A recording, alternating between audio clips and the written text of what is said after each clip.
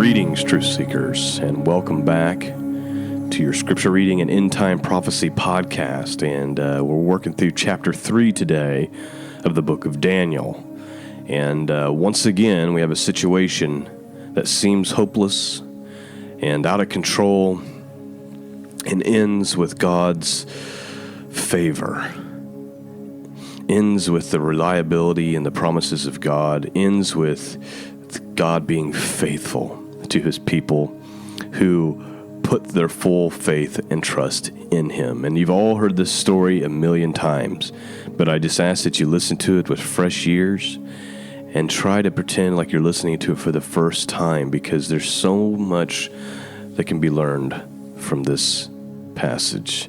And so without further ado, let's get into the book of Daniel, chapter 3.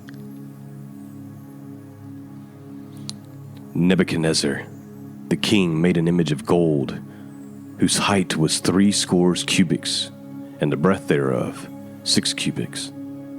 He set it up in the plain of Dura, the province of Babylon. Then Nebuchadnezzar, the king, sent to gather together the princes, the governors, and the captains, the judges, the treasurers, the counselors, the sheriffs, and all the rulers of the provinces, to come to the dedication of the image which Nebuchadnezzar, king, had set up. Then the princes and governors and captains and judges and treasurers, the counselors, the sheriffs, and all the rulers of the province were gathered together unto the dedication of the image that Nebuchadnezzar, the king, had set up. And they stood before the image that Nebuchadnezzar had set up. Then that herald cried aloud, "To you it is commanded, O people, nations, and languages, that at what time ye hear the sound of the cornet, the flute, harp, sackbut, psaltery, dulcimer, and all kinds of music, ye fall down and worship the golden image that Nebuchadnezzar the king hath set up. And those who falleth not down and worship shall the same hour be cast into the midst of the burning fiery furnace. Therefore, at that time, when all the people heard the sound of the cornet, the flute, harp, sackbut, psaltery, and all kinds of music, all the people, the nations, and the languages fell down and worshipped the golden image that Nebuchadnezzar the king had set up. Wherefore, at that time certain Chaldeans came near, and accused the Jews. They spake and said unto the king Nebuchadnezzar, O king, live forever. Thou, O king, hast made a decree that every man that shall hear the sound of the cornet, the flute, harp, sackbut, psaltery, and dulcimer, and all kinds of music shall fall down and worship the golden image. And whoever falleth not down and worship that, he should be cast into the midst of the burning fiery furnace. There are certain Jews whom thou hast set over the affairs of the province of Babylon, Shadrach, Meshach, and Abednego. These men, O king, have not regarded thee. They serve not thy gods, nor worship the golden image which thou hast set us up. Then Nebuchadnezzar in his rage and fury commanded to bring Shadrach, Meshach, and Abednego. Then they brought these men before the king. Nebuchadnezzar spake and said unto them, Is it true, O Shadrach, Meshach, and Abednego? Do not ye serve my gods and worship the golden image which I have set up? Now if you be ready, that at what time ye hear the sound of the cornet, flute, harp, sackbut, psaltery, dulcimer, and all kinds of music, ye fall down and worship the image which I have made. Well, but if ye worship not, ye shall be cast the same hour into the midst of the burning fiery furnace. And who is that God that shall deliver you out of my hands?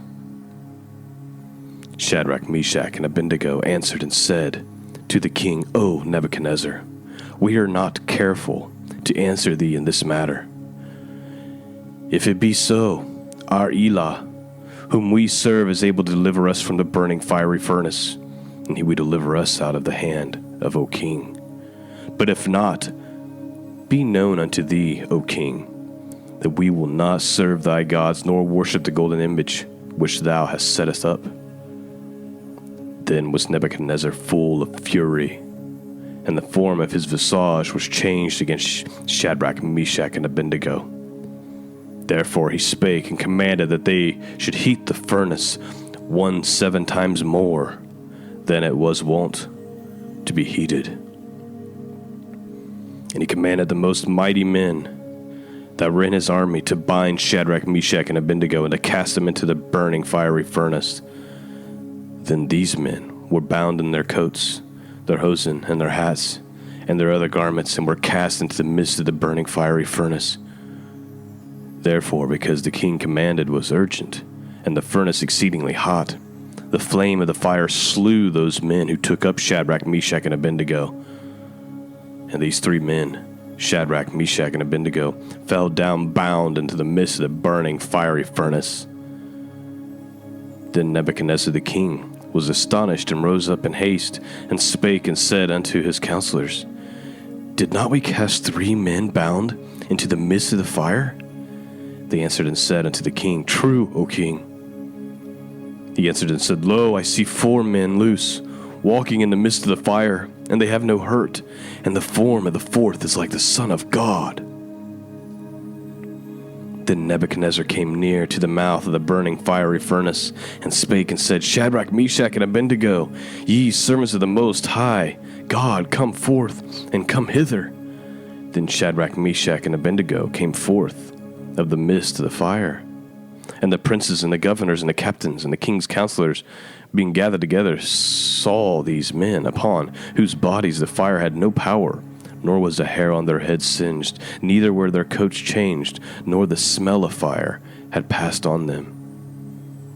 Then Nebuchadnezzar spake and said, Blessed be the Elah of Shadrach, Meshach, and Abednego, who hath sent his angel and delivered his servants that trusted in him, and have changed the king's word, and yielded their bodies, that they may not serve nor worship any god except their own Elah.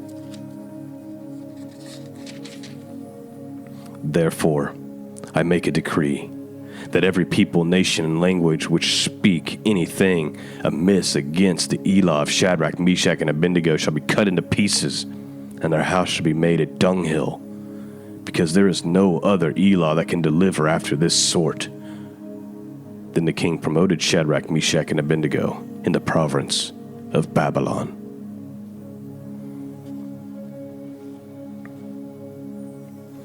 Okay, so here we have another great story, one that's been told so many times, and because it's been told so many times, and like children's stories and things like that, it's, sometimes these overtold stories, they lose their significance.